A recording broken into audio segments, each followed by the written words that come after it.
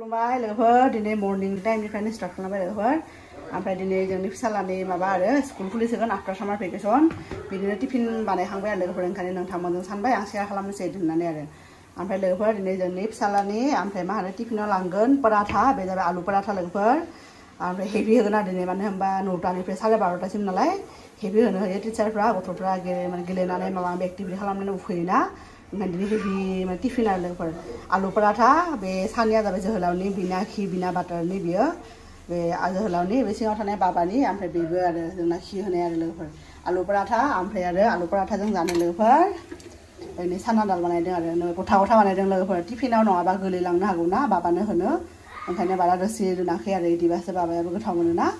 ओंखायनो बे साना दाल बानायदों ओमफ्राय लोगोफोर दिनैनि टिफिना बिदिनो आरो आलु पराठा आरो ओइथिं दङ लोगोफोर एप्पल दङ नैबे फ्रुट्स होनांगौ नालाय कम्पालसारि दा नैबे एप्पलखौ सुनानै सानि बिगुरखौ लेमनानै फिसा फिसा काट खालामना होनोसै आरो लोगोफोर नै टिफिन ओमफ्राय बिफा फिसाला जि होख्राव होख्राव दुगैगासिनो फिसालाया एकदम सानफ्रोमबो दुगैबोनाय बायदि गेले गेले दुगैनो नागिरदों आरो बाट दा टाइम गैया नालाय लोगोफोर दा 8:30 उन्दुनो थांनांगौ आरो दा आं अलरेडि सब बानायखांबाय दा जोहोलावाबो बिनाबो अफिसा एसे थाब जायो दाना ओंखायनो बिबो जालांगोन न'आव जायाबा आरो अफिसाव जायो बाट दिनै न'आव बानायबाय नालाय न'आव जागोन आरो बियो दा लोगोफोर बेफोरखौ आं पेक खालामनोसै आरो बिनि उनाव बाबाया ड्रेस खालामबाथाय बेफोरखौ देखायसिगोन आरो नोंथांमोनखौ लोगोफोर नैबे कमप्लिट माबा आरो बाबानि टिफिना पेक जाबाय ओमफ्राय बिथिं पराठाखौ बिदि माने बिदि हाना होदों फिसा फिसा बिदि फुल गांसे गिदिर नालाय गांसे होआखै 3 थुख्रा होबाय 4 थुख्रा जायोमोन आरो गांसे पराठाया बिदि होबाय ओमफ्राय बिथिं दालि ओमफ्राय बिथिं एप्पल आरो लोगोफोर दा फिसालाय नायनाय दुगैखांनानै बेखौनो टिफिनखौसो जानो नागिरदों अलरेडि बेलेग जानो होदोंनो स्कुलाव जाबाबा टिफिनखौ दे दानो जागोन ना माबा दानो जागोन इयो लोगोफोर आंबो दुगैबाय दुगैनानै दा फिसालाखौ दोननो माबा खालामदों आरो रेडि जाबाय ओमफ्राय ओरैबायदि हिउमिडिटि लोगोफोर दुगैनानैबो आरो दुगैनाय बायदि गोलोमदै ओंखारजोब्बाय जेबो फोननो हाया जेबो फोनाखै ओमफ्राय फिसालाया ओंखारनानै जि खारबाय थादों लोगोफोर देखायनोसै र' नोंथांमोनखौ जोहोलावाबो दाना अफिसाव 9टानि सिगाङावनो मोनहैनांगौ ना ओंखायनो जोंबो एसे दा आथुर जादों आरो नङाबाथ' लासै लासै थांनो हायोमोन आं उनाव साइकेलजोंबो दोनलांनो हायोबा जोहोलाव होनबाय खनसेयावनो दोनलांनोसै ओमफ्राय उनाव आं आरो लायनो थांनांगोन ना आं लायनो थांगोननो 12:30 र' नोंथांमोनखौ फिसालाखौ देखायनो बेसेबां एक्साइटेड बियो बाबाय ने बाबा नालाय वाव बहा थांनो ओंखारदों हा इखौ थांगोन हा 1 to खालामनो 1 to 7 स्कुलाव बिदि खालामगोन दे डान्सिं स्कुलाव डान्सिं खालामगोननो 1निफ्राय 7 खालामगोननो काउन्टिं नुवाखै लोगोफोर जाम्पिं एसे पराठा जाबाय ओमफ्राय एसे बारा जायाखै आरो दा स्कुलाव जागोन ना बियो गाइखेरबो एसे गरम खालामना होदोंमोन बाट जा लोङानो आरो ओमफ्राय नै थिंबिना बेगानो जि भारि जाना दं लोगोफोरना टिफिन वाटार बटल ओमफ्राय जि सब बेहाय टावेलबो होनांगौ ओमफ्राय एप्रन सब होनांगौ आरो बेहाय ओमफ्राय एक्सट्रा हाफ पेन्ट गांसे एक्सट्रा डाइपार गांसे डाइपारथ' गानहोआबाथाय होनांगौ पिकाबु जोहोलावाबो ओंखारो अफिसाव थांनो बेहासो बारा आसुर जादों आंना टाइम बन्द जाबाय नालाय दासिम थारमाने गोदान सार्कुलार ओंखाराखै आरो एसे लेट मोनजायाबाबो जेबो जानाय नङा होननानै ओंखायनो दाबो थांनांगोन आरो 9टानि सिगाङावनो मोनहैनांगौ ओमफ्राय जोंना फिसालायलाय आं लोगोफोर दिनै बेखौ गाबगोन बायदि मोनदों आरो मानो होनबा आंखौ स्कुलनि सिं मोनबाय थादों आरो गोबाव जाबायना 2 months जाबायना गथ'आ थाङैया स्कुलाव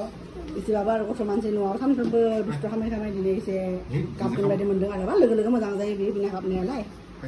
स्कुलाव गेलेग्रा बुस्थु लोगोफोरखौ नुबा बावलांगोन आरो ना बा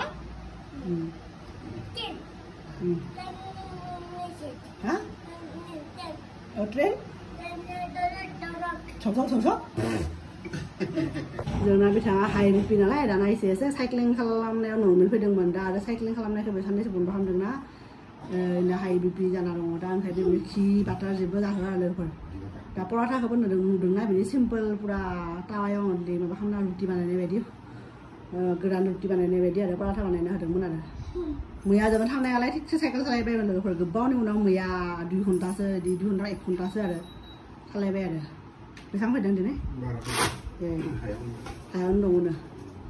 बिसोरना लोगोफोर बे खान्दानि बेमार बायदि आरो बोथोरा दोमैलो जाना दंना एनै दोमैलो जाबाय हा बिपिफोरा हाइ जायो होनो आरो बिस्रा खान्दानि बेमार बियो लोगोफोर हाइबिया जों फादार इन लआबो दङ ब्रादार इन लआबो दङ ब्रादार इन लआथ' एसां हार्ड वर्किं एसां हार्ड लेबार मावो थेबाबो बिना हायावनो थाबाय थायो एनि टाइम बिना लोगोफोर जों थांबाय थादों स्कुलाव फिसालानि दा मोनसिगोन आरो बारा गोजान गैला बाथिथिं गिदिंना फैनायखाय एसे गोजान जायो आरो लामाया दा खालि प्राय नै साफा साफा बाबा जोंना बाबायाथ' मानसिनि उनाव दिनै लोगोफोर थांगोन आरो स्कुलाव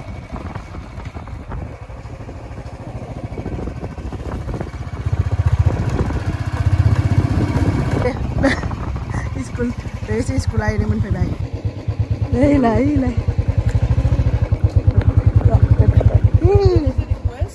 लोगोफोर आं बाबाखौ दोनना फैबाय जोहोलाव अफिसाव थांबाय आं ओरै बिबार लांनो फैदों आरो फुजा होनो बिबार ओमफ्राय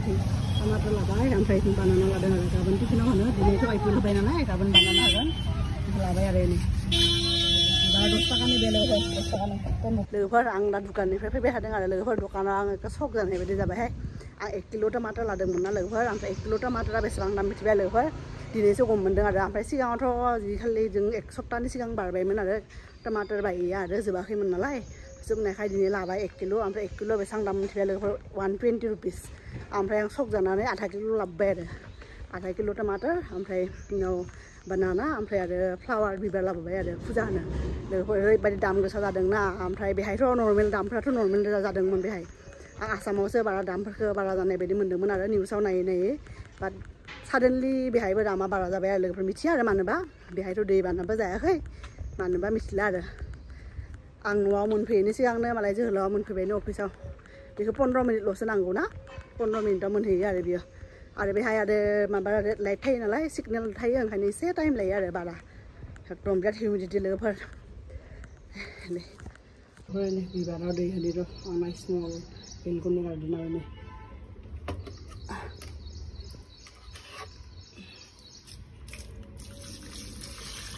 अखा हानायखाय जि आराम जाबाय नै माबाया नोरसिं बिलाइया ओमफ्राय लोगोफोर बांसिनानो बुङो आरो गंगार दुन्दियाव बारा दै होनाङा बिदि होननानै नंगौना नङा नोंथांमोना कमेन्ट खोन्थालाय बेनो ओमफ्राय इथिंबो ओंखारदों आरो थास'खौ ओरैनो नायदो जि आराम जादों आरो फांनैसो जाबा जि आराम जागौमोन आरो लाबोनांसिगोन र' लोगोफोर बिदि गामला टाब लाबोनानै बिदि थास' गायनो हागोन ओमफ्राय बेथ' होआबाबो बे बिबार फांसेयाव होआबाबो आराम जानोसै ग्रिन ओरैनो थुलुंसि फाथै खावनोबो नांगौ थुलुंसि बिदि खाना लांनोसै र' ओमफ्राय फाथैयाथ' अबस्थायानो गैला बियो बे फांसेयाबो बोरैबा जालांबाय अक्सिजेन प्लान्टआबो ओइथिं मानि प्लेन्टआसो जि आराम ग्र' जादों ओइनै आरो एल'भेरायाथ' जि मोजां जादों ओइनै आरो बे फांसेयाथ' थैलांबाय लोगोफोर गरमाव थानो हायैनि आरो बिबारा गंगार दुन्दिया बारा दै होनाङा होनो बाट थेवबाबो होना होनोसै र' बे फांसेयाव होला बोरैबा जालांदों बे फांसेयाबो ओमफ्राय साथि सावनो नांगौ नालाय बेखौ खाना लांनोसै आरो लोगोफोरनि दै सान्थि बानायनांगौ जे बेनो आरो लोगोफोर आं दासो एसे जिरायबाय र' रेस्ट मोनबाय ओमफ्राय मा होनो न'खौ माबा थांनायावनो दुगैलांदों नालाय ओमफ्राय फैनानै एसे माबा माबि खालामनानै ओमफ्राय आलारि बाथिबो सावबाय आलारि बाथि सावनानै लोगोफोर फुंनिफ्राय जेबो जायाखैनो आं ओमफ्राय आरो एफा आथुर जायो नालाय फिसालाखौसो माबा खालामनांगौ जोहोलावा आरो हेल्प खालामना होयोखायसै आरो आंथ' जेनेबा बाबानि माबाखौ जोहोलावनो फुफैदों बिदिनो ड्रेस गानहोनानै बिदिनो जाहोदों आं एकदम टिफिन बानायनानै एकदम पराठा दालि बेफोर सब मैयानो सोमना दोन्दों दालिफोरखौ आलुफोरखौबो मैयानो लेमना दोन्दों बाथ' बयल खालामनायफोरखौ दिनै खालामदों आरो लोगोफोर मानो होनबा सानसे सिगाङाव आरो आलुखौ बयल खालामना दोनबाबो बोरैबा जायोना ढिला बारा जायो थान्दा बोरैबा जायो मोजां मोना आरो ओंखायनो मैया लेमना दोन्दोंमोन पराठानि थाखाय आलु दिनै सब कुकाराव एकदम मोनसे गेसाव मोनसे इन्डाक्सनाव गंनै कुकाराव बिदि फारसेथिं दालि फारसेथिं माबा आरो मा होनो आलु बिदि बयल खालामना होदोंमोन आरो फाइनेलि लोगोफोर दिनै बाबानि फार्स्ट डेया मोजाङैनो मोजांथ' आं दोनना फैबायनो आरो दा मोजाङै मोजां थांदों दिनै आफ्टार सामार भेकेसननि जि स्कुल दिनै फार्स्ट डे नालाय दिनै मोजाङै मोजां थांदों बेबो इन्जय खालामदों गथ'आ ओमफ्राय प्रिन्सिपाल मेमा लामायाव लोगो मोन्दोंमोन आरो माने माबायावनो बे गेट मोखाङाव ओमफ्राय मेमा होनदों आरो बिदिनो बाबामोना टटलार नालाय बिसोरो प्रि नार्सारि बिसोरखौ 12टायाव लायनो थांनो होदों आरो 12:30सिम थानो होआखै 12:30 माने सबनि थाखायबो 12:30 आरो प्रि नार्सारि नार्सारि ओमफ्राय LKG UKG इसोरनि थाखाय 12:30सिम बाट बाबामोना टटलार जे इसोरो सबसे उन्दै इसोरखौ 12टायाव थांनो होदों आरो लायनो आं 12टायाव थांगोन लोगोफोर ओमफ्राय आं दासो साहा लोंनो नागिरदों आरो फुंनिफ्राय जेबो जायाखैबो ओमफ्राय गरमनि थाखायनो लोगोफोर आंहाबो जानोबो जेबो लुगैयाखै आरो उखैयाखैबो आरो बाट थेवबाबो ब्रेकफास्ट नालाय एसे जानांगौ बिदि होननानै ओरैनो मा लादों नायदों लोगोफोर पराठाबो जानो गोसो गैया पराठाथ' दङनो नै थुख्रासे फिसा लादों नै लोगोफोर आं माने मेसिनाव जि सुना होबाय कारपेट सुना होबाय आरो दा साहा लोंनायावसो एसे रेस्ट मोन्दोंमोन आरो दा रेस्ट लानो टाइम गैया लोगोफोर मानो होनबा 12टायाव आरो फिसालाखौ लायनो थांनांगोन ना आरो ओमफ्राय दा लोगोफोर ओंखाम संनोसै आरो जिखि जाया फुङावथ' हेभि टिफिन होदों दालिजों बुट दालि ओमफ्राय पराठा नोंथांमोना नुदोंनो बाट थेवबाबो आरो ओंखाम जानायाथ' बेलेग जायोना जों आरो आसामनि मानसि बर' मानसि ओंखाम जाखायो बाबायाबो जोंना ओंखाम मोजां मोनो दा फैनानै आरो गथ'आव फैगोन ना थाब जायाबाबो एसे लेटबाबो जागोन नालाय बे उन्दुनानै सिखारबा उन्दुनोबो हागौ सिगाङाव बाट आरो उन्दुआबो जानो हागौ जेला जायो आरो ओंखामथ' जाहोनांगोन ना बाबाखौ आंबो जानांगोन लोगोफोर दा ओंखायनो ओंखाम संनो लाहार फाहार खालामदों आरो दालिथ' दंखायोनो बुरजा दालि सङा दालि अलरेडि दङ दहाय संनायानो ओंखाम आन्था संनांगौ आरो लोगोफोर मा बानायगोन नोंथांमोनखौ देखायनोसै आरो लोगोफोर नायदो नैबे जाबाय दाउ लोगोफोर नोंथांमोना सिनायदोंना सिनायाखै मिथिया आरो बे दाउखौ मैया नैबे अटिजिआव बानायदोंमोन आरो दाख्लै जे खनसे बानायनाय बायदि आरो जोङो गुड निउज फैनायाव भिडिअ बानायदोंमोन ना बेखौ बेबायदि बानायनाय बायदि मैया बानायदोंमोन बाट बे चिकेना एसे गिदिरमोन आरो लोगोफोर बेखौ फोजोबनो हायाखै मैया माने सानावनो जादों आरो हरावथ' आं जाखायाखै जेबो बाबाजों आरो जोहोलावजों बेखौनो एवनानै जादों आरो बिसोरो माबाजों फान्थाव बिलाथिजों दा लोगोफोर बेखौनो बे बेगें दं नालाय बेदर बे बेगेंनिफ्राय बेदरखौ दिहुननानै फिसा फिसा माबा खालामनानै मा होनो टमेट' ओमफ्राय टमेट'जों एसे एवनोसै आरो लोगोफोर बिदिनो टेस्टि जायोना जाया बिदि टेस्टि जानांगोन मानो होनबा बे रस्टेड चिकेन ना बियो रस्टेड चिकेन अलरेडि ग्रिम माने अटिजिआव रस्टेड चिकेन अलरेडि मोनखानाय आरो बियो जों सानि बिदि क्रान्चि जानायखौ जाबाय आरो जोङो गोजा क्रान्चि ओमफ्राय एसे थिला थानायखौ लोगोफोर जोङो दोन्दों आरो दा बेखौनो बानायनोसै लोगोफोर लोगोफोरनो नायदो चिकेना एखे ओंखारबाय बेगेंनिफ्राय साइड खालामनानै ओंखारबाय आरो बेगेंखौ होला मानो होनबा एफा बुरजानो ओंखारबाय लोगोफोर गिदिर मोनना चिकेना मैया जोङो अलमस्ट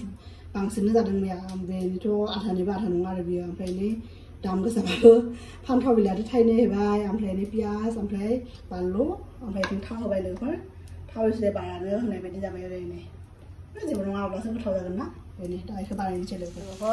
आं बेदरनि फाइनेल रिजाल्ट मोनबाय अलरेडि मोनखानायमोन आरो रस्ट खालामखानाय अलरेडि पुरा जानो हानाय जों मैयानो जादों नालाय पुरा फुल्लि मोननायसै लोगोफोर दा खालि बेबायदि जानो बानायखाय बेबायदि बानायबाय आरो दा बेथिंबो ओंखाम अलरेडि माइरं सुना दोनबायनो दा बाबा फैखांनायनि उनावसो बेखौबो जानो हागोन आरो दा बिदिनो थाथों लोगोफोर दा बेखौबो बन्द खालामना होनोसै लोगोफोर ओरैनो जोंना फिसाला स्कुलनिफ्राय फैबाय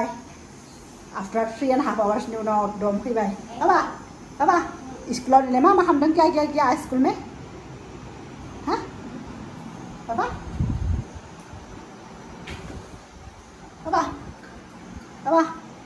चॉकलेट किसने दिया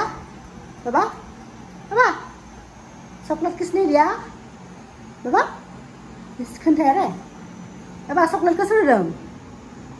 लोगोफोर दिनै बिसोरना सामार भेकेसननि उनाव फार्स्ट डे मोनलाय ओंखायनो बिसोरखौ केन्डि होदों केन्डि ललिपप होदों ओमफ्राय उनाव केक ना मा होदोंनो आरो खोन्थादों आरो आंखौ ओमफ्राय ललिपपखौ सोर होदों सोंनायाव आन्टि होनदों आरो गावसोरनि माबा टिचारफोरखौनो आन्टि होनदों रे सब हिन्जाव गोजा नालाय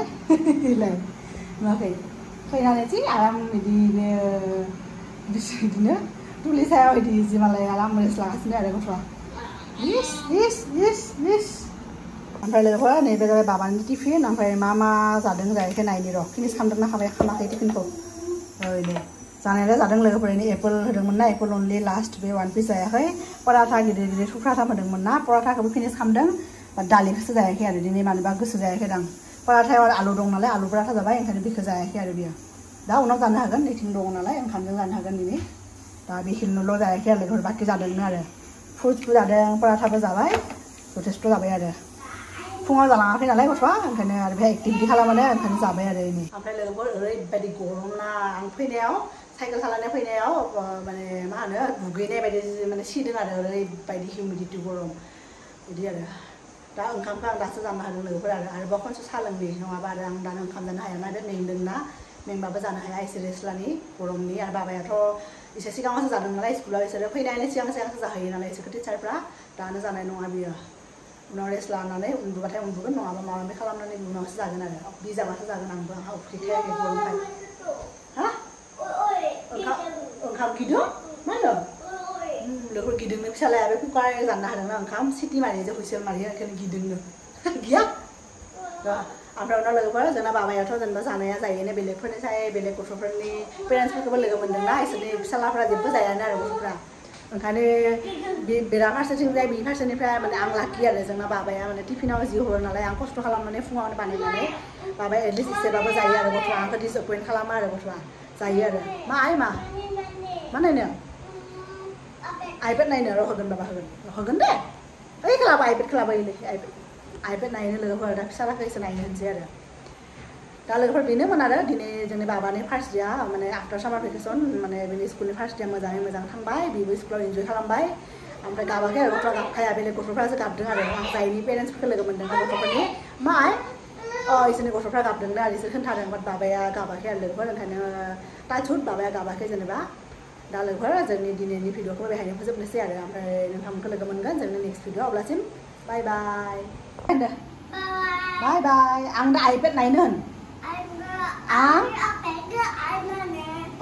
आइपेड नायनोसै दे थेंक इउ होन बाय बाय see you soon okay नो बानो